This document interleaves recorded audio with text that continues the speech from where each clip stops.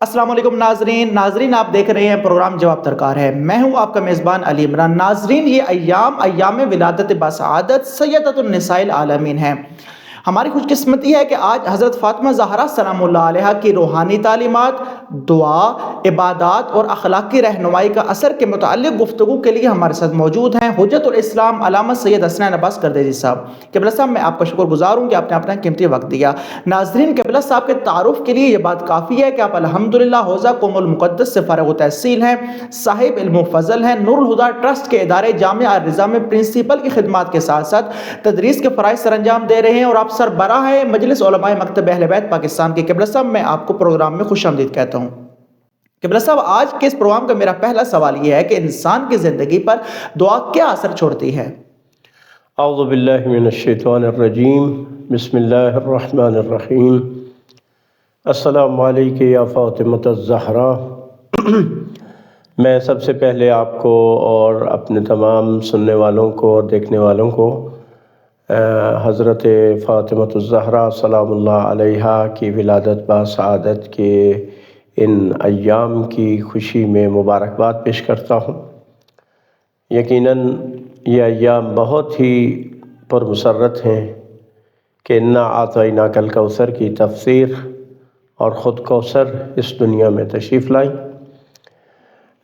دعا جو ہے انسان کی ایک روحانی ضرورت ہے کہ یہ انسان کی فطرت میں ہے کہ جب بھی وہ کہیں مشکل کا شکار ہوتا ہے، کہیں اس کو مصیبت آن پڑتی ہے یا اس کی کوئی مشکل ہوتی ہے یا کوئی حاجت ہوتی ہے،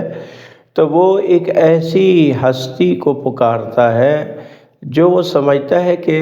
وہ اس کو حل کر سکتی ہے، وہ اس مشکل کو دور کر سکتی ہے، میری اس حاجت کو پورا کر سکتی ہے، اور وہ بہت ہی قدرت والی اور قوت والی ہستی ہے۔ یہ انسان کی فطرت میں ہے، تو دعا انسان کی فطرت میں ہے۔ جیسے کہ خود قرآن مجید میں اللہ تعالیٰ ارشاد فرماتا ہے کہ جب تم سمندر میں یا دریا میں جب تمہاری کشتی ڈولنے لگتی ہے اور تم سمجھتے ہو کہ اب تم غرق ہونے لگتے ہو، تو اس وقت کس طرح تم سچے دل سے خدا کو پکارتے ہو۔ تو یہ وہ فطرت کی آواز ہے جو اس وقت انسان کے اندر سے بلند ہوتی ہے۔ لہذا دعا یہ انسان کی فطرت میں ہے، اور اسلام نے اس کو بہت زیادہ اہمیت دی ہے، دعا کو عبادت قرار دیا ہے، اور معصومین علیہ السلام کی روایات میں ہے کہ الدعاء سلاح المومن، دعا مومن کا اسلحہ ہے۔ اور اللہ تعالیٰ نے بھی فرمایا ہے کہ اگر یہ تمہاری دعائیں نہ ہوتی تو اللہ کو بھی تمہاری پرواہ نہ ہوتی، اور حتیٰ کہ جو لوگ دعا کا انکار کرتے ہیں یا دعا نہیں کرتے ان کو مستکبر کہا گیا ہے، اور وہ کافر ہیں جو اللہ تعالیٰ کو نہیں پکارتے یا اللہ تعالیٰ سے دعا نہیں کرتے۔ تو اس لحاظ سے ہم دیکھتے ہیں کہ اسلام کے اندر دعاؤں کی بہت زیادہ اہمیت ہے، ہر موقع پر ہر جگہ پر دعاؤں کا اہتمام ہے، حتیٰ نماز کے بعد ہے کہ نماز کے بعد دعا مانگ، خود نماز کے اندر دعا ہے، دعائے قنوت بجائے خود، اور باقی جتنے بھی اذکار ہیں نماز کے اندر ان میں بیشتر جو ہے وہ دعا کا پہلو رکھتی ہیں۔ تو اس لحاظ سے دعا جو ہے وہ عبادت ہے، اللہ تعالیٰ نے اس کو عبادت قرار دیا، اور معصومین علیہ السلام نے اس پر بہت زیادہ زور دیا، اس کا بہت زیادہ اہتمام کیا ہے، اور ائمہ علیہ السلام کے دعاؤں کے مجموعے موجود ہیں، چھپے ہوئے ہیں۔ ان میں سب سے اہم مجموعہ امام زین العابدین علیہ السلام کی دعاؤں کا مجموعہ ہے، جسے صحیفہ سجادیہ یا زبور آل محمد بھی کہا جاتا ہے۔ تو انہی ہستیوں میں سے ایک عظیم ہستی حضرت فاطمہ الزہرا سلام اللہ علیہا ہے، اور جن کی پوری زندگی اللہ تعالیٰ کی معرفت کے ساتھ عبادت سے بھری ہوئی ہے، اس میں دعا و مناجات اور عبادات میں حضرت فاطمہ زہرا سلام اللہ علیہا کی زندگی بہت مختصر تھی اور بہت ہی مصروف زندگی تھی۔ گھر کے کام کاج، بچوں کی دیکھ بھال، ان سب کو سنبھالنا، اور شوہر نامدار علی مرتضیٰ علیہ السلام جب مجاہد فی سبیل اللہ تھے، ایک مجاہد تھے، اللہ کے دین کے ایک سپاہی تھے، تو ان کی جو زندگی اس میں بھی بیوی ہاتھ بٹاتی تھی۔ ان سب چیزوں کے باوجود، ان سب مصروفیات کے باوجود جب بھی بیوی کو فرصت ملتی آپ مصلی عبادت پہ کھڑی ہوتی اور اللہ تعالیٰ کی عبادت کرتی تھی۔ امام حسن مجتبیٰ علیہ السلام فرماتے ہیں کہ میں شب جمعہ اپنی مادر گرامی کو دیکھتا تھا کہ ساری رات، اول رات سے لے کر آخر تک، کبھی رکوع میں ہوتی تھی، کبھی سجود میں ہوتی تھی، تو رکوع اور سجود کی حالت میں بی بی کی یہ رات گزرتی تھی، اور امام فرماتے جب صبح کا ٹائم ہوتا اس سے پہلے بی بی دعا کرتی تھی، اور میں سنتا تھا کہ وہ مومنین کے ہمسایوں ایک ایک کا نام لے کر بی بی دعا کر رہی ہوتی تھی، لیکن اپنے لیے دعا نہیں کرتی تھی۔ تو جب میں نے پوچھا کہ مادر گرامی آپ اپنے لیے دعا نہیں فرماتی، اپنے گھر والوں کے لیے نہیں فرماتی، دوسرے مومنین کے لیے فرماتی ہیں، تو بی بی کا وہ مشہور جملہ فرمایا الجار ثم النار، پہلے ہمسائے اور پھر دوسرے گھر والے۔ تو اس میں ایک روایت ہے حضرت اسماء بنت امیس سے کہ جو کہ وقت وفات، وقت رحلت بی بی کے پاس موجود تھیں،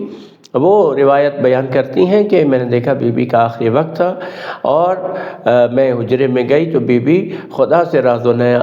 مناجات میں، راز و نیاز میں بی بی مصروف تھیں، اور اسی دوران میں نے سنا کہ بی بی یہ فرما رہی تھی الہی و سیدی اسألک بالذین اصطفیتہم، اے اللہ میں تجھے ان ہستیوں کا واسطہ دے کر تجھ سے سوال کرتی ہوں، درخواست کرتی ہوں جن کو تو نے منتخب کیا ہے، وَبِبُقَاءِ وَلَدَيَّ فِي مُفَارَقَتِي، اور میری جدائی میں میرے بچے جو آنسو بہائیں گے ان کے واسطے سے تیری بارگاہ میں التجا کرتی ہوں کہ ان تغفر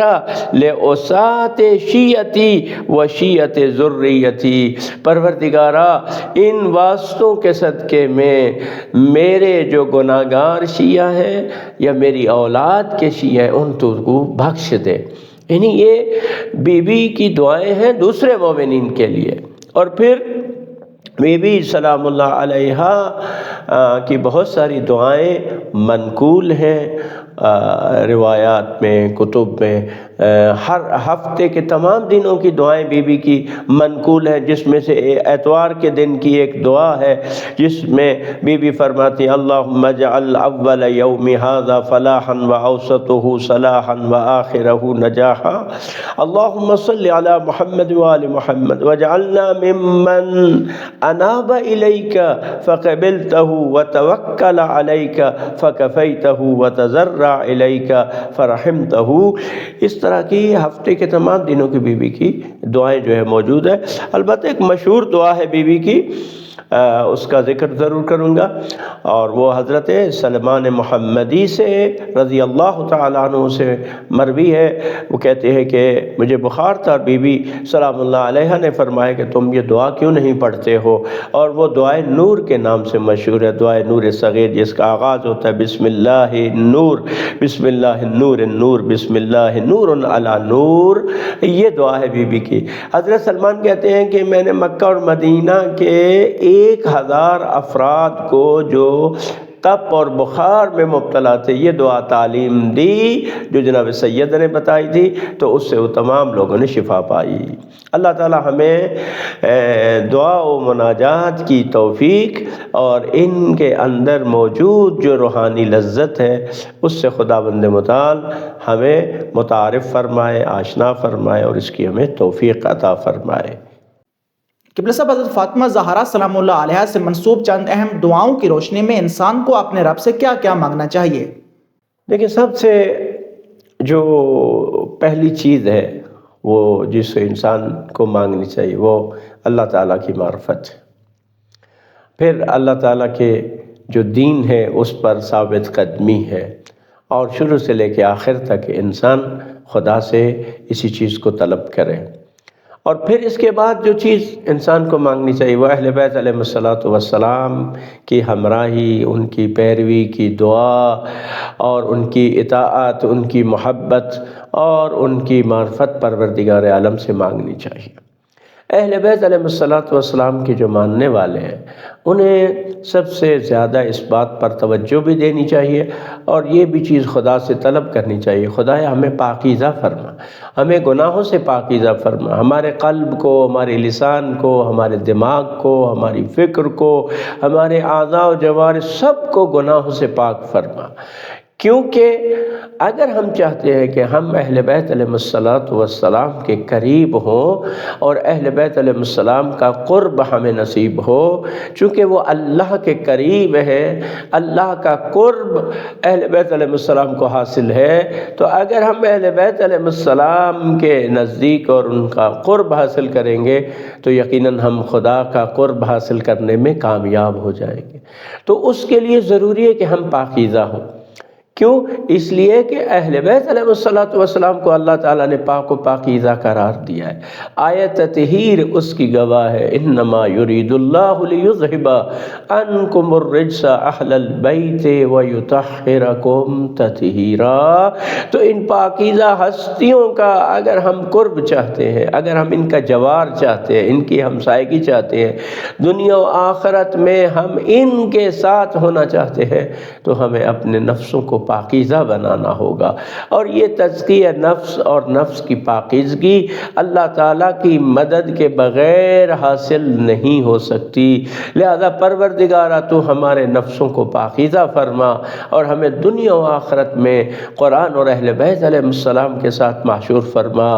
دنیا میں اور آخرت میں ایک لمحے کے لیے بھی خدایا ہمیں محمد و آل محمد سے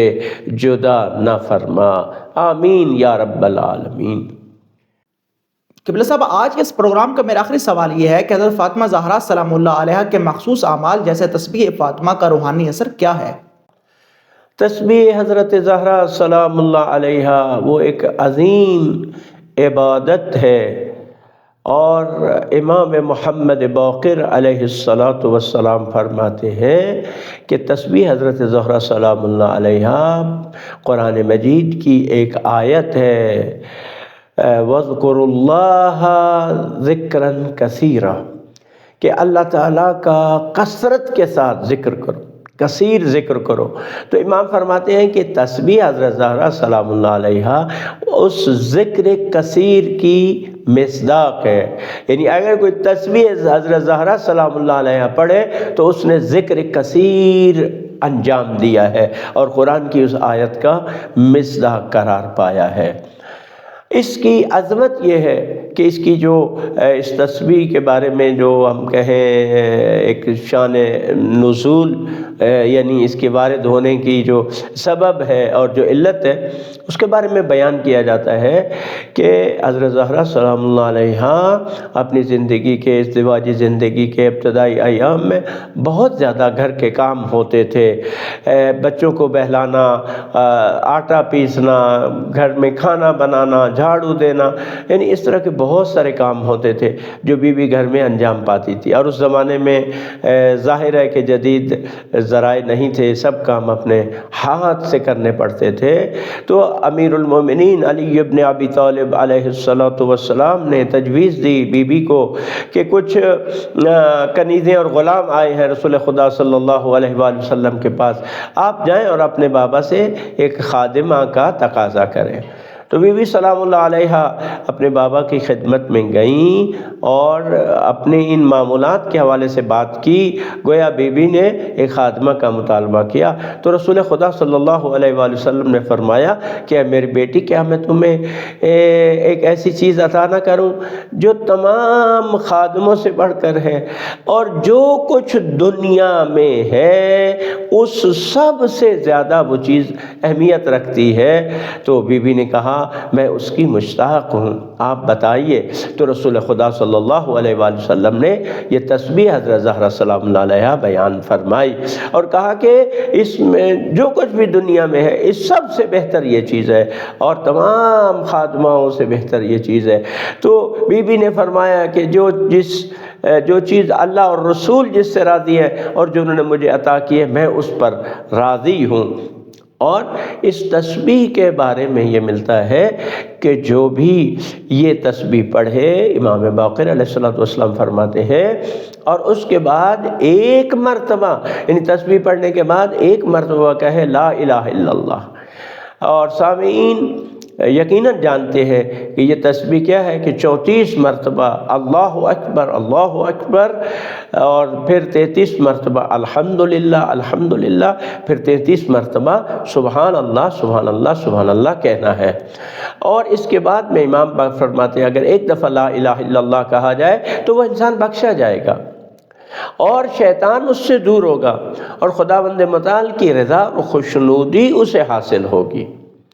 کتنی عظیم بات ہے۔ اور یہ بھی روایات میں ملتا ہے کہ اگر ایک دفعہ اس کے بعد کہے استغفر اللہ واتوب الیہ، خدا اس کے گناہ بخش دے گا، سارے گناہ بخش دے گا۔ اتنی عظیم چیز ہے۔ امام محمد باقر الصادق علیہ السلام فرماتے ہیں کہ جس طرح ہم اپنے بچوں کو واجب نماز یاد کرواتے ہیں اور یہ تلقین کرتے ہیں کہ وہ نماز پڑھیں، اسی طرح سے ہم تسبیح حضرت زہرا سلام اللہ علیہا بھی اپنے بچوں کو تعلیم دیتے ہیں اور تاکید کرتے ہیں کہ وہ یہ تسبیح پڑھیں۔ امام صادق علیہ السلام فرماتے ہیں کہ وہ واجب نماز جس کے بعد تسبیح حضرت زہرا سلام اللہ علیہا پڑھی جائے وہ اس 1000 رکعت سے افضل ہے جس میں یہ تسبیح نہ پڑھی جائے۔ تو یہ کتنی عظمت والی، حاجات کی برابری کے لیے بھی اس تسبیح کو پڑھا جائے۔ اور یہ بھی ہے کہ خاص طور پر نماز کی تعقیبات میں یہ شامل ہے، اور نماز کے بعد اس تسبیح کو پڑھنا انتہائی مستحب اور مفید ہے۔ اس کے ساتھ ساتھ یہ بھی ملتا ہے روایات میں کہ سونے سے پہلے بھی اس تسبیح کو اگر انسان پڑھے گا تو اس کو بہت زیادہ اجر و ثواب اس سے حاصل ہوگا، اور بہت ساری برکات اور عنایات اس انسان کے شامل حال ہوں گی۔ نماز سے بھی مخصوص نہیں ہے، انسان کسی بھی وقت اس تسبیح کو پڑھ سکتا ہے قربتاً الی اللہ۔ یہ ذکر کثیر ہے۔ پروردگار اس تسبیح کی برکات کو ہمارے شامل حال فرما۔ والسلام علیکم ورحمۃ اللہ وبرکاتہ۔ ناظرین، میں امید کرتا ہوں کہ آپ نے حجت الاسلام علامہ سید حسنین عباس قادری صاحب کی علمی گفتگو سے استفادہ کیا ہوگا۔ ناظرین، آپ سے ملاقات ہوگی انشاءاللہ اگلے پروگرام میں، تب تک کے لیے علی عمران کو اجازت دیجیے۔ اللہ حافظ۔